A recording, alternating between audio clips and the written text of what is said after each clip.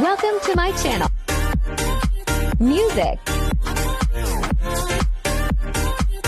travel, food vlogs, Lidwina Sampag vlog.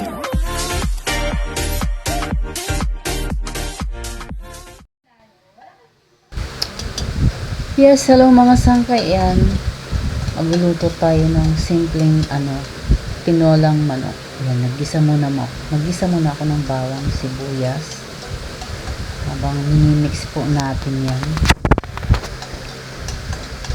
Yan, halo-halo lang. Isa ito sa gusto kong ulam. Tapos, lagyan po siya ng luya. Pampawala po ng lansa.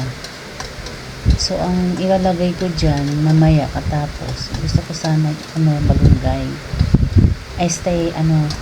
Dahon ng sili. Pero wala, kaya malunggay na lang.